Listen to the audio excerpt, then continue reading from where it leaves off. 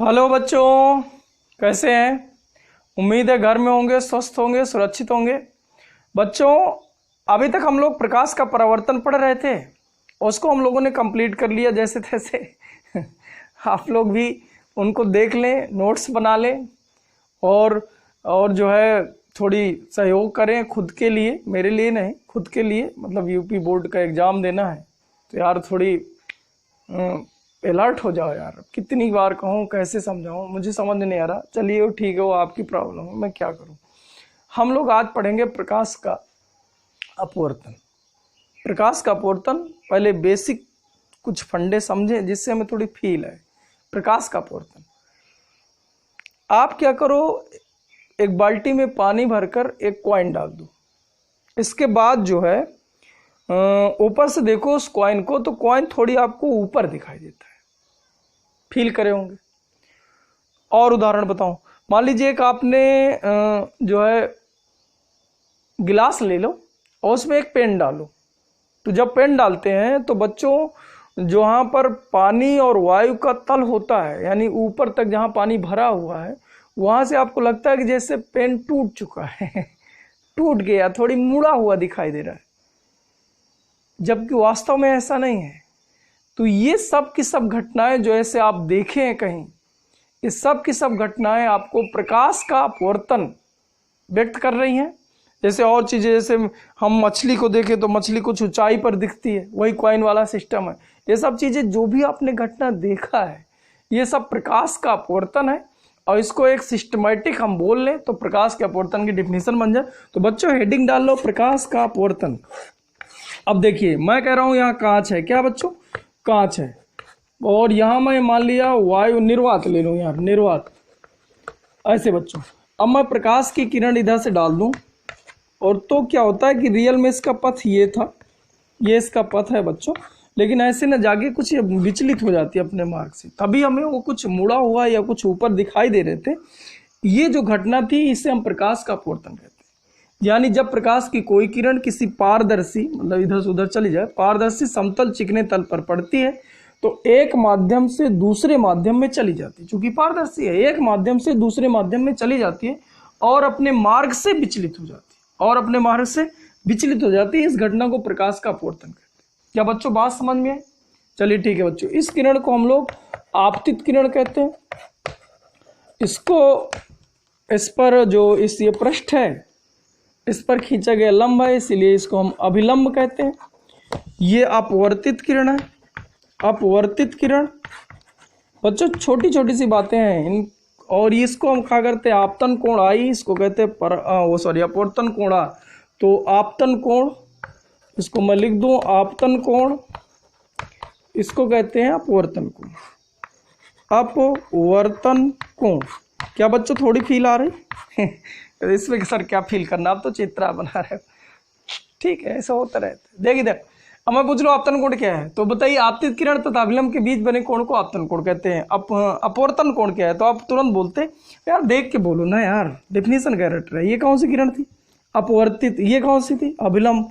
तो अपवर्तित और अभिलंब के बीच जो बना कोण है, ये वाला कोण, इसको हम कहते हैं अपवर्तन कोण। फील करना बच्चों, आई और आर गड़बड़ नहीं होनी चाहिए, क्योंकि आगे मैं चित्र बनाऊंगा तुम आई आ रहे नहीं ढूंढ पाते हो।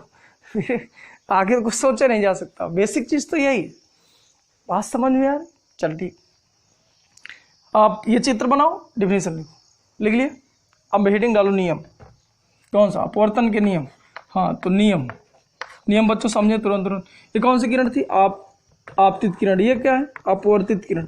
और आपतन बिंदु पर खींचा गया लंब, जिसे हम अभिलंब बोल रहे हैं। आपतित किरण, अपवर्तित किरण और आपतन बिंदु पर खींचा गया अभिलंब, तीनों एक ही तल पर होते हैं। लिखते जाओ यार, ये रॉकेट साइंस नहीं है जो मैं बार बार छापूँ यार, जो अच्छी चीजें मैं समझाता जा रहा हूँ। लिख लिया। आपतित किरण, अपवर्तित किरण और आपतन बिंदु पर खींचा गया अभिलंब, तीनों एक ही तल पर होते हैं। चल ठीक है, समझ में आया। दूसरा देख यार, मैं लिख के समझा रहा हूँ इसको। साइन आई बटे साइन आर बराबर, इसको थोड़ी से मान लूँ, मान लीजिए अपवर्तनांक n है, ये अपवर्तनांक n2 है। ये अपवर्तनांक क्या है? n1, ये अपवर्तनांक n2। तो हम लिखा करते हैं n2 बटे n1।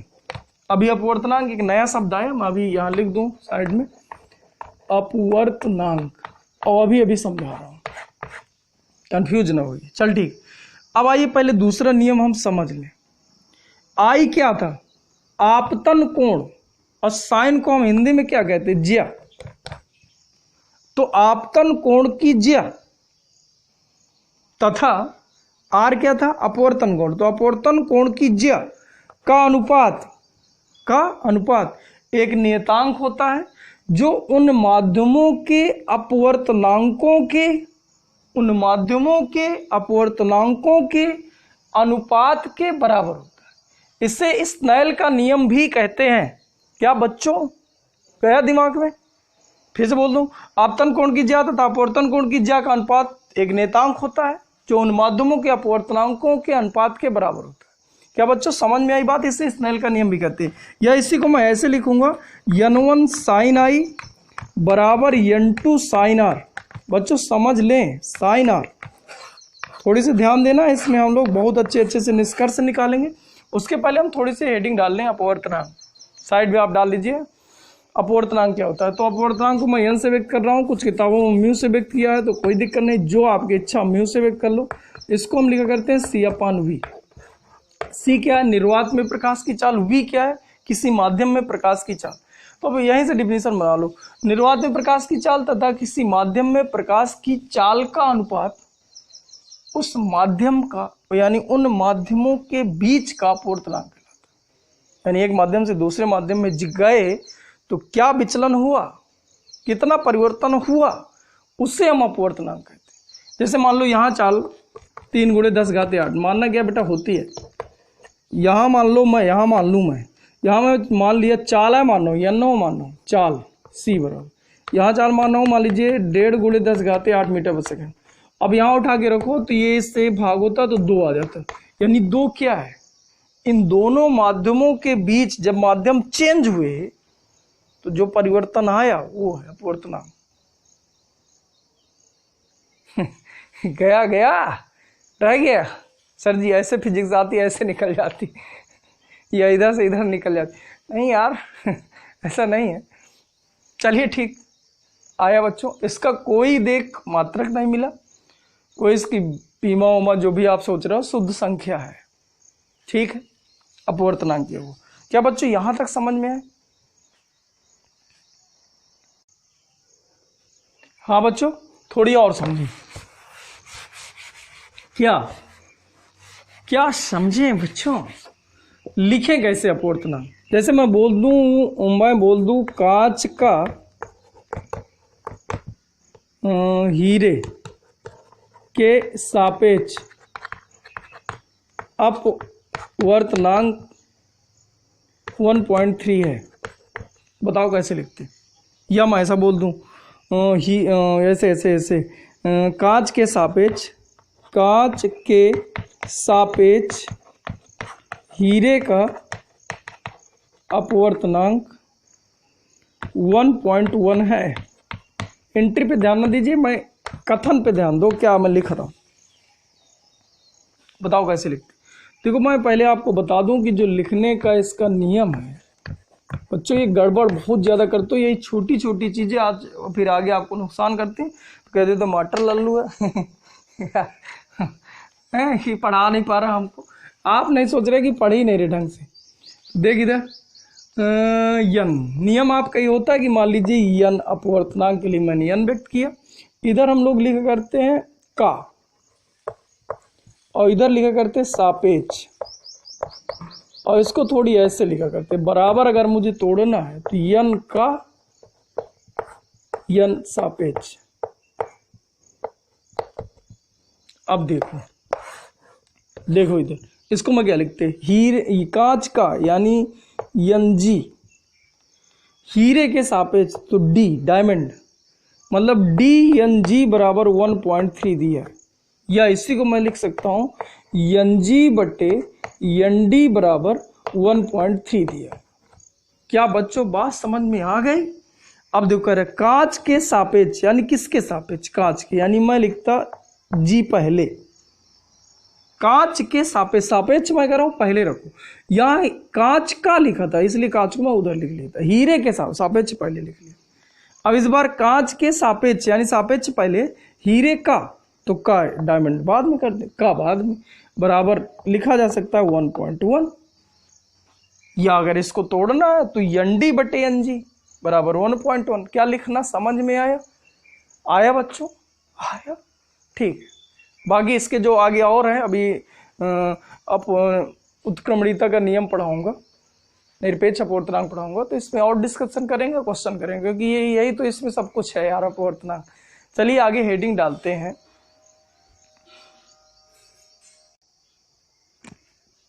हाँ बच्चों, अगली हेडिंग है महत्वपूर्ण निष्कर्ष तथा तथ्य। बच्चों ढंग समझना, पूरा का पूरा अपवर्तनांक अपवर्तन इसी पर डिपेंड कर रहा है।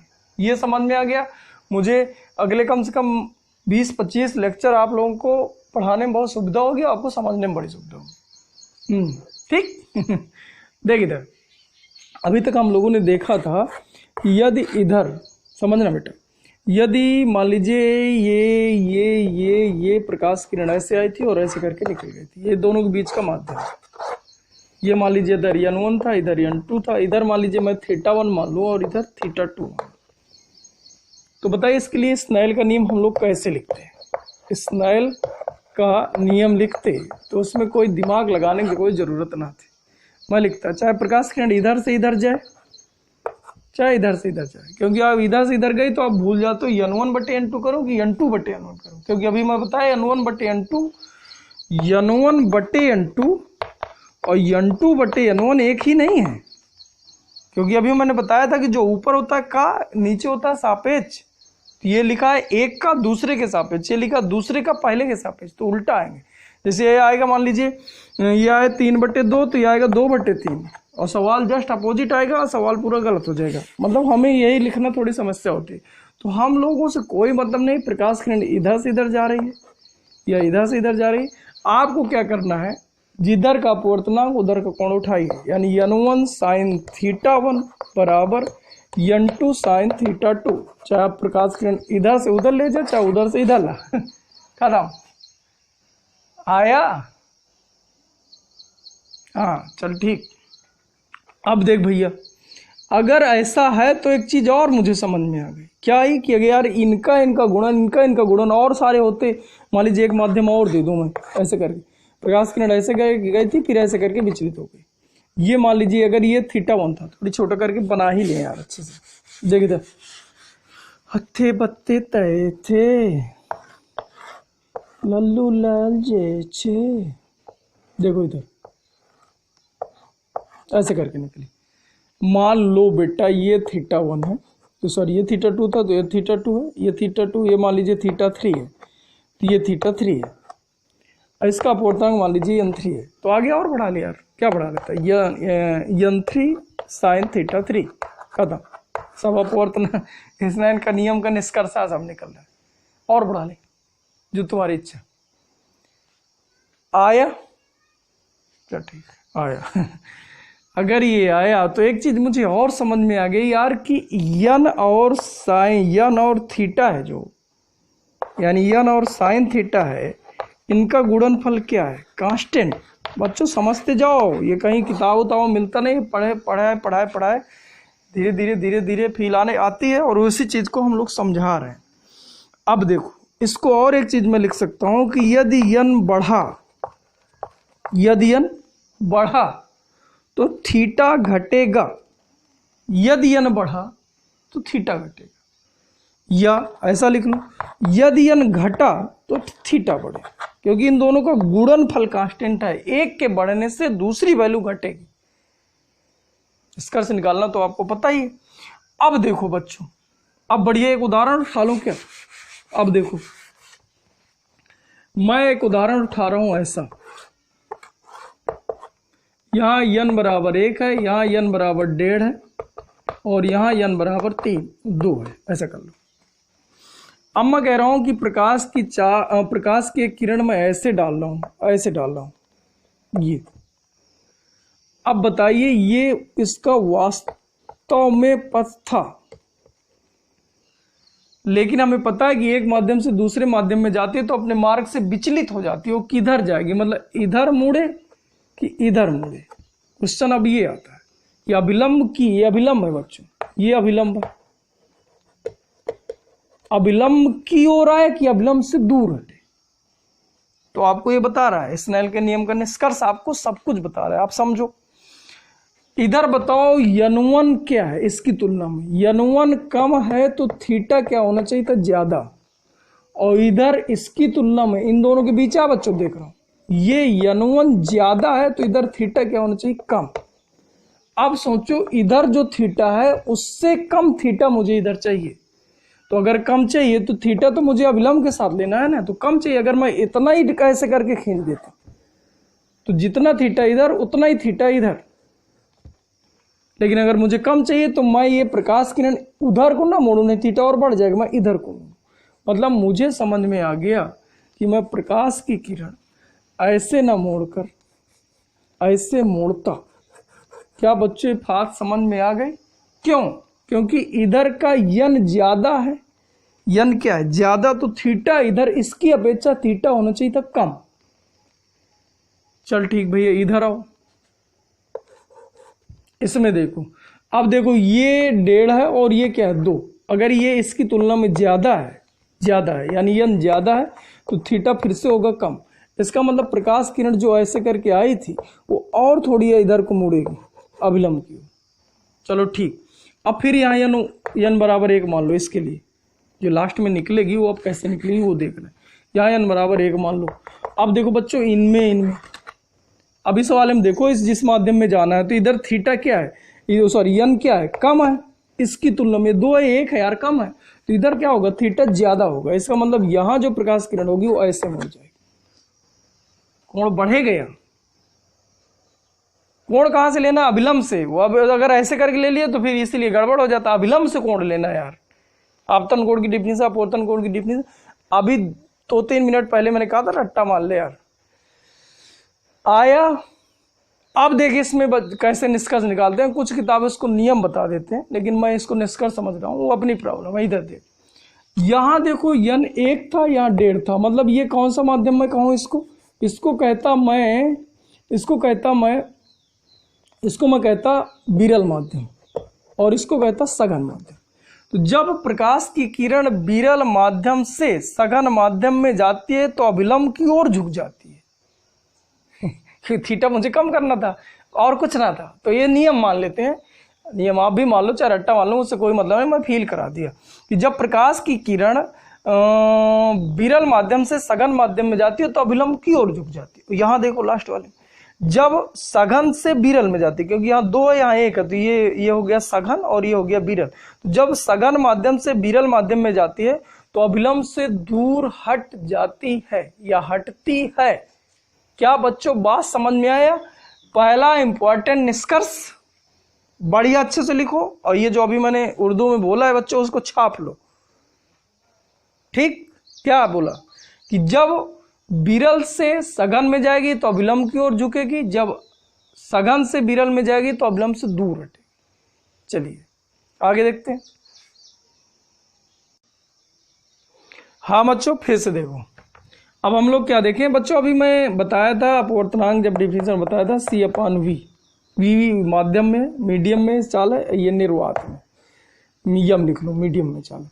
तो यार इसको मैं क्या लिख सकता हूँ कि N × V बराबर कांस्टेंट, समझिएगा, यानी माध्यम के अपवर्तनांक और उस माध्यम में जो वेग है। फिर से मैं लिख दूँ ऐसे मालिकों, मान लीजिए मैं ऐसा कुछ लिख रहा हूँ, मैं ऐसे लिख रहा हूँ बच्चों, मेरी बात समझना। ये यहाँ n बराबर 1.5 है, यहाँ n बराबर 2, n1 ले लूँ, n2 ले लूँ, यहाँ चालू v1 ले लूँ, यहाँ चालू v2 ले लूँ। तो मैं सीधा सीधा, मेरे कहने का मतलब मैं ये लिख रहा हूँ n1 v1 बराबर n2 v2। क्या बात समझ में आई बच्चों? n1 v1 बराबर n2 v2। तो फिर से निष्कर्ष निकलना चालू। मैं कह दूं बताओ कहाँ चाल ज्यादा होगी, कहाँ चाल कम होगी। जैसे इससे मैं क्वेश्चन कर लेता, बताइए v1 बराबर v2, v1 greater than v2, v1 less than v2, या ऐसे करके पूछ लिया जाए। अब बताइए जहां, इससे निष्कर्ष निकालो बच्चों, निष्कर्ष निकालो, जहां n ज्यादा वहां वेग कम, बस खत्म। बताइए कहाँ n ज्यादा, यहाँ n ज्यादा, यहाँ वेग कम, यानी v2 कम v1 ज्यादा, v2 कम v1 ज्यादा, ये सही हो गया। खत्म।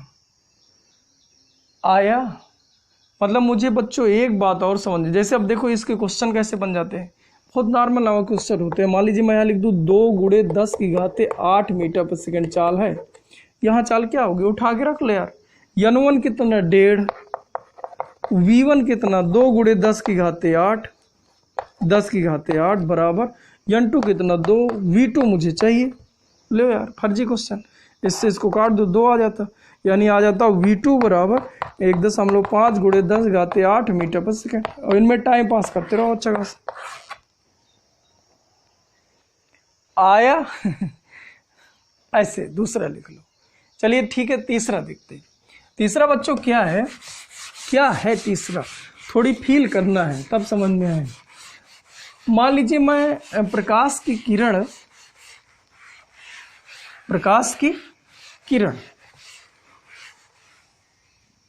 लाल किरण एक माध्यम से दूसरे माध्यम में डालो तो क्या उसका रंग बदल जाता है?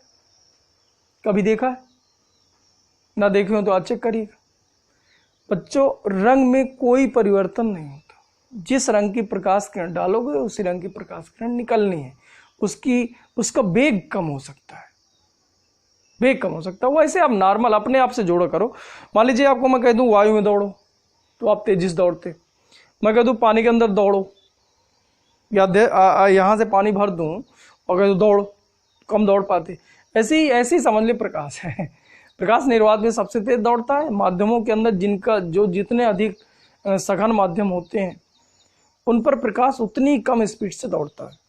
ठीक है, अभी हम लोगों ने इसका देखा, एक का मान शायद मैं 1.5 लिया था, एक का 2 लिया था, 2 में प्रकाश की चाल कम थी। हाँ सही, तो देख इसका मतलब रंग नहीं बदला। और रंग मेन रूप से किसकी फ्रीक्वेंसी है, किसका मतलब गुण है, तो ये होता है फ्रीक्वेंसी का। रंग होता है आवृत्ति का गुण। कुछ लोग कहा करते तरंगदैर्घ्य, नहीं बच्चों आवृत्ति का गुण है। इसका मतलब अपवर्तन की क्रिया में, लिख लो, अपवर्तन की क्रिया में प्रकाश की आवृत्ति में कोई परिवर्तन नहीं होता। लिख रहे हैं? ठीक है, थैंक यू बच्चों, बहुत अच्छे बच्चे कैसे, तो समझ गए। मजे से ऐसे बोल दो, ये n बराबर 1, n बराबर 2, मैं कह दो प्रकाश किरण इधर से इधर, मैं कह रहा हूँ यहाँ 50 हर्ट्ज है, जहाँ कितनी होगी, तो आप यहाँ भी कहोगे सर 50 हर्ट्ज है। इससे कोई हमें मतलब नहीं, यानी अपवर्तन की क्रिया में आवृत्ति परिवर्तित, प्रकाश की आवृत्ति परिवर्तित नहीं होती। चौथा नंबर डालो। चलिए बच्चों समझते हैं। चौथे नंबर में हम लोग क्या समझे, हम लोगों ने कभी पढ़ा था, ना पढ़े हो तो आज पढ़ रहे हैं, कि आवृत्ति गुणे तरंगदैर्घ्य बराबर चाल। पढ़े थे कभी?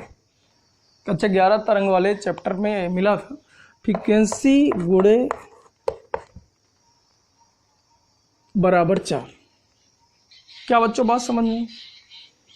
अब सोचो, ये है कांस्टेंट, ये क्या है कांस्टेंट, यानी यह बराबर लिख लूँ v/λ, और ये कांस्टेंट है, यानी v/λ बराबर कांस्टेंट लिख लूँ। इसका मतलब क्या लिखा जा सकता है, v1/λ1 बराबर v2/λ2। इसका मतलब इसको पक्षांतर करके देखो तो v1/v2 बराबर λ1/λ2। बहुत अच्छी बात है, समझ में आ गई क्या बच्चों? बात समझ में आई ये चीजें? हाँ बच्चों देखिए, ये बहुत अच्छी चीज आ गई। आगे देखते हैं क्या देखें बच्चों।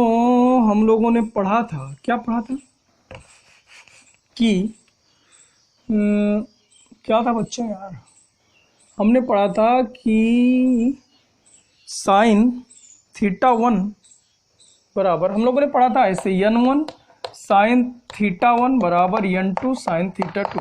बात समझते जाइए, तो मैं लिख सकता हूँ n1/n2 बराबर ये इधर आए, ये इधर आए, तो इधर लिख सकता हूँ साइन थीटा 2 बटे साइन थीटा 1। चलिए बहुत अच्छा, ये इधर गया बच्चों, ऐसा लिख सकते हैं। अभी हम लोगों ने पढ़ा था कि n1v1 बराबर n2v2 पढ़े थे बच्चों। तो यहाँ से क्या आ जाता, थोड़ी देखते जाएं कि सबको उठा के एक साथ रख दे, बड़े बड़े सूत्र मिल जाए। n1 बटे n2 बराबर, इसको इधर लाए इधर, तो v2 बटे v1। क्या सही लिख रहा हूँ मैं? n1 v1, तो इसको मैं इधर लाया, इसको इधर लाया, तो 2 बटे 1, ठीक है। ये आया, ये आया, ये आया। अब देखो क्या इनको जोड़ सकते हैं क्या? तीनों को जोड़ने की कोशिश करो तो क्या बन जाता बच्चों? देखो मैं ऐसे लिखूं, मैं लिखूं λ1, यहां से लिखना चालू करूं, साइन थीटा 2 बटे साइन थीटा 1 बराबर n1 बटे n2, और n1 बटे n2 को मैं क्या लिख सकता हूँ? v2 बटे v1, और v2 बटे v1 को क्या लिख सकता हूँ? v2 बटे v1 उल्टा करना है, तो इसको लिख सकता हूँ λ2 बटे λ1। बच्चों जितनी समस्याएं थी खत्म। बहुत इंपॉर्टेंट सूत्र। अब देखो बच्चों क्या करो, अब जैसे मैं n1 n2 दे दूं, v1 दे दूं, v2 पूछूं, इनको उठा ले बस, बाकी छोड़ दे। जैसे मैं n1 n2 दे दूं, λ1 दे दूं, λ2 पूछूं, तो ये उठाओ, ये उठाओ। मान लीजिए मैं थीटा 1 थीटा 2 दे दूं, λ1 दे दूं, λ2 पूछूं, तो ये और ये ले लो, बाकी छोड़ दो। क्या बच्चों बात समझ में आ गई? इसमें जितने सूत्र बनाने हैं बनाते रहो यार। क्या क्या दिया है, क्या क्या दिया है और क्या चाहिए उनको उठा लो यार। जैसे मान लो थीटा 1 दिया होता, थीटा 2 दिया होता, थीटा 1 पर प्रकाश की चाल दिया, थीटा 2 पर, जहां थीटा 2 कोण बन रहा हो उस माध्यम पर प्रकाश की चाल पूछ रहा हो, तो यार ये ऐसे लिख लेते। कैसे लिखते साइन थीटा 2 बटे साइन थीटा 1 बराबर v2 बटे v1। खत्म। अच्छा समझ में आया? समझ में आया? चलिए आगे देखते हैं, सवाल देख लें तो और फील आ जाए। हाँ बच्चों, कुछ सवाल देखे, बन। हाँ तो बच्चों, अच्छा देखो मैं बच्चों थोड़ी क्वेश्चन करना चालू। कैसे क्वेश्चन करूँ? मान लीजिए मैं ऐसे पूछ लूँ, क्या पूछ लूँ? जहाँ n1 ज़्यादा है, वहाँ पर लेमडा क्या होगा? लेमडा रहा क्वेश्चन, लेमडा घटेगा बढ़ेगा, तो आपको क्या करना है? इन दोनों को उठा लेना। तो यहाँ मैं लिख लूँ लेमडा n1 बटे n2 बराबर λ2 बटे λ1। इसका 13 गुणा करके देखो तो n1 λ1 बराबर n2 λ2, मतलब इसका 1 1 2 2 है। इसका मतलब लैम्डा इंटू लैम्डा बराबर मैं कांस्टेंट लिख सकता हूँ। क्या ऐसा लिख सकता हूँ? अब मैं कह रहा जहाँ लैम्डा ज़्यादा, n ज़्यादा है, जहाँ n ज़्यादा वहाँ लैम्डा क्या हो जाएगा? कम हो जाएगा, मतलब वहाँ तरंगदैर्घ्य घट रही होगी, याद रखना। फिर मैं कह दूँ जहाँ पर वेग ज़्यादा है वहाँ तरंगदैर्घ्य क्या होगा? ऐसा माध्यम जहाँ वेग ज़्यादा हो रहा है वहाँ तरंगदैर्घ्य क्या होगा? तो अभी अब बच्चों फिर से ये उठा, तो v2 लिखा, v2 बटे v1 बराबर λ2 बटे λ1। तिरक गुणा करके देखो, तिरक गुणा करके देखें तो हम लोग लिख सकते हैं v2 λ1 बराबर v1 λ2। देखिए अपोजिट है, एक दूसरे का अपोजिट, ये 2 है तो 1 है। इसका मतलब हमें समझ में क्या आया कि जहां वेग ज्यादा होगा, अपोजिट है, जहां वेग ज्यादा होगा ये वैल्यू बढ़ जाए, तो जहां वेग ज्यादा होगा वहां पर लेमडा जो होगा वो बढ़ जाएगा। जहां ये बढ़ेगा वहां ये बढ़ेगा, अपोजिट है यार, 1 2 है। इसका मतलब हम लोग कांस्टेंट नहीं ऐसे लिख सकते, यानी जहां पर आपका वेग बढ़ रहा होगा वहां पर तरंगदैर्घ्य भी बढ़ रही होगी। बच्चों समझ में आई बात? आई कि नहीं आई? चलिए ठीक है, देखते हैं थोड़ी। चलिए बच्चों कुछ चीजें और देखें। बच्चों ऐसे बहुत सारे निष्कर्ष निकल सकते हैं यार, करते रहो। अब मैं इसको दे दूं फिर तरंगदैर्घ्य पूछूं, यानी मैं ऐसा पूछ लूं कि n ज़्यादा है बताइए लैम्डा क्या होगा या v क्या होगा, तो आपको सब यार बताते रहना है यार। मैं कह रहा हूँ n ज़्यादा है बताइए थीटा क्या होगा, तो यहाँ से देख के आप लोग निष्कर्ष निकालते रहिए, ना कमेंट्स करिए, क्वेश्चन भेज दिया करिए। मैं आपकी सेवा में आज ये करूँगा, सेवा ही है और क्या है बच्चों। चलिए ठीक है, बस आपके समझ में नहीं आ रहा कि पढ़ना भी चाहिए सर जी आपको भी ना समझ में आ रहा होगा। तो ठीक है बच्चों, देखते हैं आगे। आगे चलिए, इसको हटाएं, नया टॉपिक है। मतलब हम लोग अब हेडिंग डाल लें यार, विचलन। विचलन हेडिंग डालो बेटा, विचलन। एक और देखें, इसके बाद कल देखेंगे बच्चों। विचलन देखो, विचलन विचलन। अब देखो बच्चों, ऐसे ऐसे ऐसे ऐसे ऐसे ऐसे ऐसे, ये अभिलंब था, ये प्रकाश किरण थी। मान लीजिए विरल से सघन जा रहे तो अभिलंब की ओर झुकेगी, मान लीजिए ऐसे करके झुक गई, जबकि रियल में इसको ऐसे ऐसे करके जाना चाहिए था। क्या बच्चों बात समझ में आ रही है? अब ऐसे करके जाना चाहिए था, ऐसे करके मुड़ गई, तो मतलब विचलन यहाँ से यहाँ तक हुआ। इसको हम कह रहे हैं विचलन। ये अच्छा बताइए, अगर ये कोण आई है और ये कोण आर है, तो अगर आप लोग गौर से देखें तो अगर ये आई तो ये पूरा कोण आई इधर शीर्षाभिमुख कोण, यानी ये पूरा कोण कितना है आई, पूरा कोण कितना है आई, और ये कोण कितना है आर। तो मुझे जो विचलन चाहिए, विचलन बराबर क्या हो सकता है, आई माइनस आर। कुछ लोगों की बात समझ में आ रही है, कुछ लोग सोच रहे हैं क्या है, कुछ नहीं बच्चों, फिजिक्स है। समझ में आया थोड़ी विचलन। ये शीर्षाभिमुख कोण, तो अगर ये आई तो ये आई, और ये अब आर है इधर कोण, तो मुझे इधर का कोण चाहिए था। इसको हम क्या कह रहे हैं, विचलन। विचलन कितना होता है इसमें, आई माइनस आर। जबकि परावर्तन में देखे थे आई 180 माइनस 2i। परावर्तन में जो विचलन होता है 180 माइनस 2i, अपवर्तन में जो विचलन होता है आई माइनस आर होता है। बच्चों आगे देखते जाएं कुछ क्वेश्चन। हाँ तो बच्चों देखें, क्या देखें, मान लीजिए मैं एक क्वेश्चन दे दूं ऐसे करके, मैं प्रकाश किरण डाल दूं 45 अंश। कितने पे डालूं, 45। यहाँ का जो अपवर्तनांक n बराबर मैं दे दूं √2, √2। मैं क्वेश्चन ये कर रहा हूँ कि बताइए विचलन कितना है। चलिए ठीक, तो पहले तो मुझे आई चाहिए, फिर आर चाहिए। तो आई तो मुझे पता है, आई बराबर कितना 45 अंश। तो अब आर चाहिए, तो आर बराबर यार स्नेल का नियम लगा लिया जाए। तो स्नेल का नियम क्या होता है, इधर यन एक है, जहाँ कुछ नहीं लिखा जाए एक निर्वात माना जाता है बेटा। तो मुझे पता है यन गुड़े मतलब स्नेल का नियम क्या पता है, n1 साइन थीटा 1 बराबर n2 साइन थीटा 2। ऐसे ही को लिखना बार बार यार, तो भूल जाया करता है n1 बटे n2 करूँगी n2 बटे n1। तो ये इधर जिधर का n उधर का कोण, तो मतलब मैं लिख लूँ 1 गुणे साइन 45 यानी 1 बटे √2। साइन 45 का मान होता है n2 है √2 और गुणे साइन थीटा 2। साइन थीटा 2 जो है इधर वो आर का है भाई, इधर निकलता तो आर है ना यार, तो साइन थीटा 2 की जगह मैं रख लूँ आर। क्या बच्चों बात समझ में आ रही? इसको बट्टे में ले आओ, गुण में है तो बट्टे में तो आएगा, तो √2 2 हो जाता है यानी 1 बटे 2। तो यानी 1 बटे 2 साइन कितने इसका मान, कितने 30 अंश। जिन्हें नहीं पता रट्टा मारो यार, साइन 30 अंश। मतलब मुझे समझ में आ गया कि आर का मान है 30 अंश।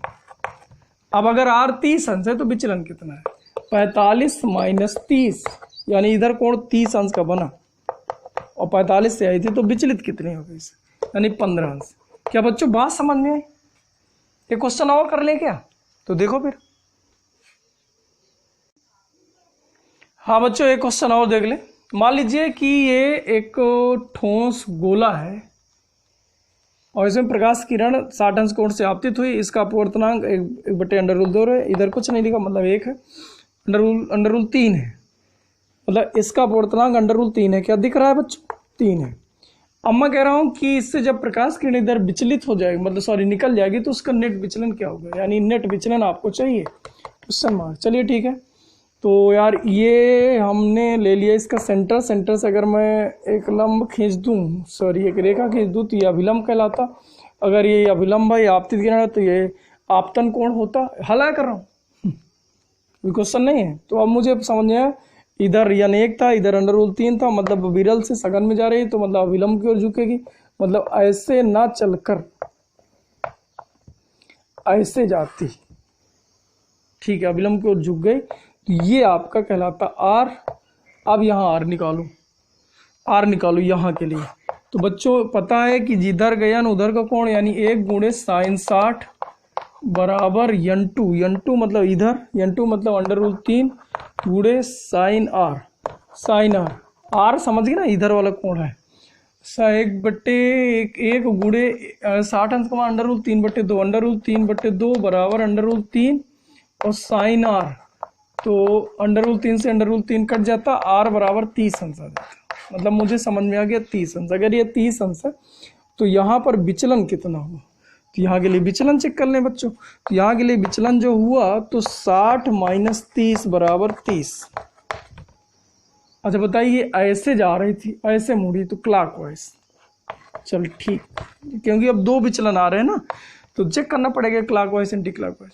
अब देखिए फिर से यहाँ पर अभिलंब खींचा जाए तो मैं सी से एक रेखा खींच दूँ, अभिलंब कहलाती, ठीक है, अभिलंब कहलाती। अगर ये अभिलंब है तो ये √3 से अपवर्तनांक इधर 1 है, तो यानी सघन माध्यम से विरल माध्यम में जा रही है, तो जो प्रकाश किरण ऐसे ऐसे करके सीधे निकल जाना चाहिए था, ऐसे नहीं निकलेगी, वो सघन से विरल जा रही है, सघन से विरल जा रही है तो अभिलंब से दूर हटती, मतलब कुछ ऐसे निकलती, ऐसे निकल जाती। अब यहाँ पर अगर हम लोग देखें तो ये अभिलंब थी, आपतित किरण है, इस वाले पृष्ठ के लिए आपतित किरण है, तो ये आई है, अरे है, और ये क्या है, ये आर है, ये क्या है, आई है, और ये क्या है, आर है। जो समझ में आ रहा है ना, आगे देखें। हाँ बच्चों देखें, अब हम ये निकाले थे यार, ये भुजा बराबर ये भुजा, तो अगर ये आर कितना आया था, आर कितना आया था 30, तो ये 30, तो इधर इधर के लिए ये 30 हो जाता है, ये 30 अंश है, ये मुझे चाहिए था। तो फिर से मैं सूत्र लगा दूँ स्नेल का नियम। स्नेल का नियम इस वाले पृष्ठ के लिए लगाया जाए तो इधर का अपवर्तनांक, इधर का √3, इधर का कोण 30 है, तो साइन 30 बराबर इधर का अपवर्तनांक 1, इधर का कोण साइन आर। अब बच्चों समझिए, साइन 30 अंश का मान 1/2, तो ये √3/2 लिखा है बराबर साइन आर लिखा है, तो आर का मान आ गया सीधा सीधा, आर का मान 60 है। बस सिंपल सी बात होती है। वैसे बच्चे गेस कर लेते, 60 से गई 30 से निकले, तो 30 से जाएगी तो 60 से निकलेगी, फंडा है छोटा यार, वही अपवर्तनांक है। तो फिलहाल मैं लगा के दिखा दूं आर, इसका मतलब यहाँ कितना हो गया 60 अंश को, आई कितने से 30, आई थी ऐसे, और ये अभिलंब के साथ 60 अंश का कोण, मतलब विचलित हुई इतना। अब देखिए यहाँ विचलन चेक करें बच्चों, यहाँ पर जो गौर करना है वो गौर करिए, जिसके लिए सवाल मेन रूप से बताया जा रहा है। अभी तक मैं क्या कर रहा था, I - R कर रहा था, क्योंकि प्रकाश की किरण कहां से कहां थी, विरल से सघन में। हेडिंग डाल के नोट करके नीचे लिख लें, विरल से सघन में, तो I - R। लेकिन सघन से विरल में जाए, जैसे यहां सघन से विरल में, तो R - I करते हैं, R - I। क्या लिख लिया आप लोगों ने, सघन से विरल में जाए तो R - I। तो R कितना था बच्चों 60, I कितना था 30, तो बराबर 30। बताइए 30 अंश क्लॉकवाइज के एंटी क्लॉकवाइज। प्रकाश किरण ऐसे जा रही थी यूं, और यूं मुड़ी क्लॉकवाइज। क्या बच्चों समझ में आया? अब ये भी क्लॉकवाइज, ये भी क्लॉकवाइज, तो नेट विचलन बता दीजिए बस मुझे। तो यह क्लॉकवाइज और क्लॉकवाइज जुड़ गए तो नेट विचलन आ गया 60 अंश क्लॉकवाइज। समझ में आ गई बात? अगर मैं यहां से इसको खींचूं और यहाँ इनके बीच का कोण बनाता है ऐसे करके, तो बेटा 60 अंश निकलता। ऐसे जाना चाहिए था, फाइनली वो ऐसे जाने लगी है, तो यहां से जो नेट विचलन हुआ 60 अंश को। और बच्चों क्वेश्चन थोड़ी देखें या कल देखें? चलिए ठीक है बच्चों, कल देखते हैं। जो भी क्वेश्चन रह गए या आप तब तक के आपके भी कुछ क्वेश्चन मुझे मिल जाएंगे, आप लोग कुछ कमेंट्स आएंगे 2 4 6, और मैं भी कुछ देख लूँगा। तो आज हम लोगों ने देखा मेन रूप से प्रकाश का अपवर्तन, अपवर्तन के नियम, 4-5 उसके निष्कर्ष, तथ्य देखे और विचलन देखे।